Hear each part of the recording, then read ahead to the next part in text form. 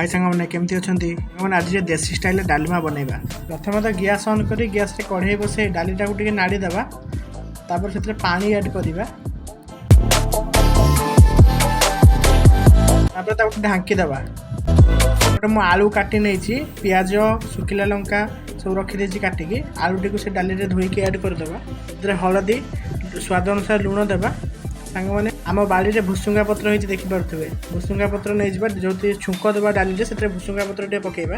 तहन डाली आमर एपटे सीझी गलानी। मु पियाज सुखिला लंका का सब काटिकी रखी भुसुंगा पत्र धोईकी रखी तो कढ़ई में तेल दे जीरा पकेबा। जीरा टिके पुड़ी गला से आम जो भुसुंगा पत्र आनी बाड़ी से भुसुंगा पत्र ऐड करा सुखिला लंका ऐड करा किस समय नाड़ी देवा छुंक उठा पर्यटन पियाज से दबा आम काटी रखी थे चाहिए भी आप टमाटो ऐड करेंगे जेहतु टमाटो मुझे दौना से कलर हाँपाई लंका गुंड ऐड करवा जो आप राग खाते तो लंका गुंड देवे ना लंका गुंड देवार किसी आवश्यकता ना। पियाज टे लाल हवा पर्यटन नाड़ी देवा जो डाली आम सीझे रखिले डाली को छुंक देदेबा।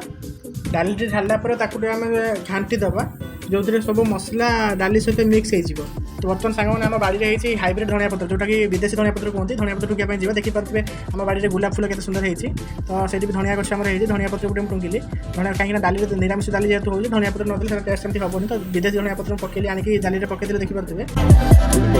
यहाँ पर पुणी मुझे गली आम बाड़ी जो कंचा लंका है देखिपे कंचा लंका तुड़ा गली और जब आप घरे किसी पनीपरिया नथिबा आपण मैंने बजार जाऊँ बाकी आमर जब किसी भी घरे नथिबो बाड़िया थे घुरी आसला मैंने जहाँ किसी बाहर गोटे दिन आम तरकारी हो जदि मो भिडियो आपको भल लगे सब्सक्राइब निश्चित करेंगे। रोचे नमस्कार, जय जगन्नाथ।